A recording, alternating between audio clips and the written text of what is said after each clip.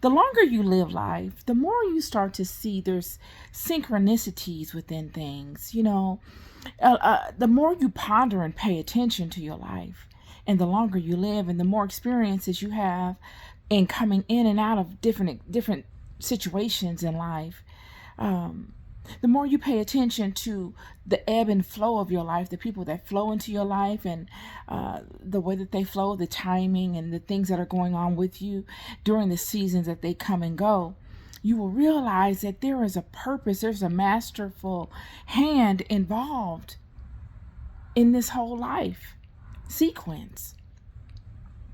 And this life is set up in a way, from the time that we're conceived, it is a race.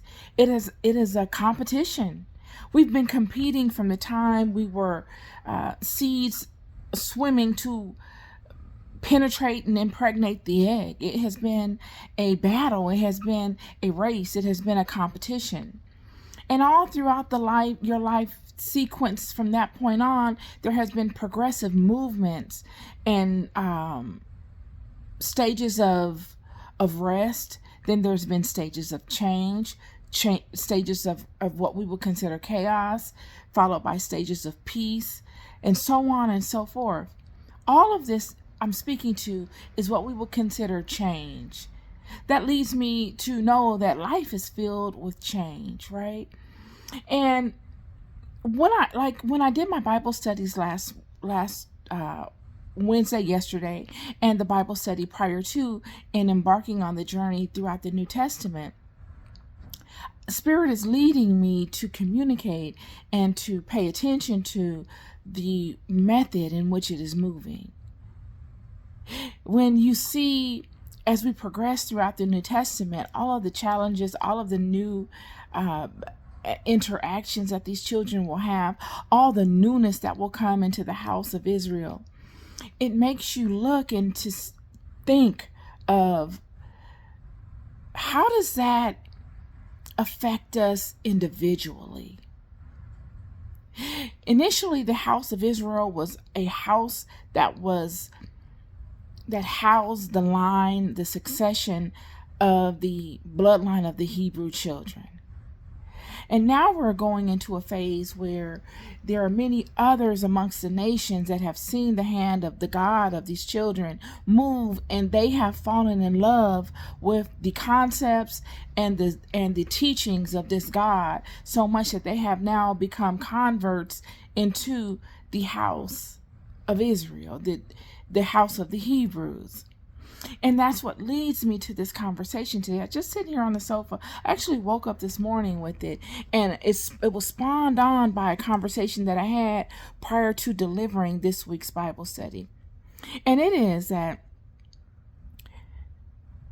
everyone is not going to get the prize, okay? It doesn't matter whether you are a child of Israel or not. It doesn't matter if you are of a Gentile or if you are a Gentile or not. It doesn't matter. We are all here on our own individualistic journeys. And we all have our own unique offerings. And it is our duty to maximize on those offerings within this life, because that is your duty. That is your calling. And the more you pay attention, and the more you intentionally go about life and maximizing on your calling, the more narrower the path becomes. And of course, the narrower the path becomes, the more what we would call complicated life becomes. Things begin to happen that challenge you. And it is through your challenges that you get to see firsthand what it's like to go through things. You get to see firsthand what it's like to experience things in the human flesh based upon your calling.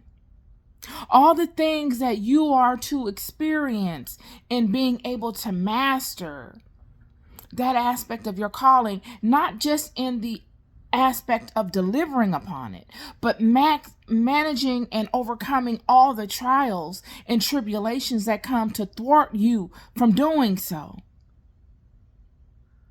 This is where you become capable at As I said before, we have the godly nature in all of us. Surely we were born with the potential to rise and ascend to a state of godliness.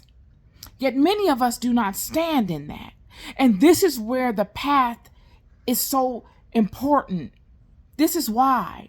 Because in you pondering your path and you sticking to what you love, what you were conditioned and programmed to come in here into this world of light and to enact and to establish, you will then begin to attract all the positives and the negatives.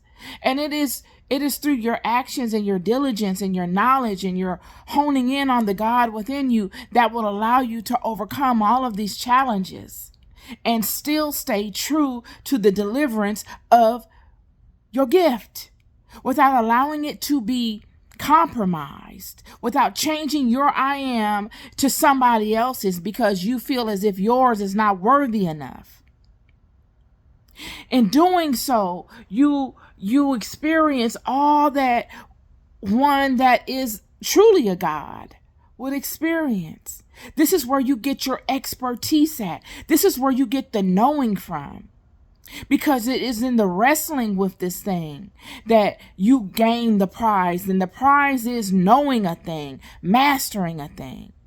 And it is that everyone is not going to be able to master. Everyone's not going to feel capable in mastering. A lot of things will come along in life, whether childhood trauma, whether trauma imposed upon you along the way. All of these things are to defeat you and to continuously allow you to continue to come and repeat this lesson over and over again. Yet there will be a small percentage, whether it's 1 or 2, that will finally achieve, regardless of how many lifetimes it takes. There will be a percentage that will achieve, and that percentage is worth its weight in gold. Everyone is not going to achieve at one time. Everyone is not going to achieve in the same lifetime. Yet, there will be those that achieve. Just want to drop that on y'all today. It's very important. Ponder that. Ponder it.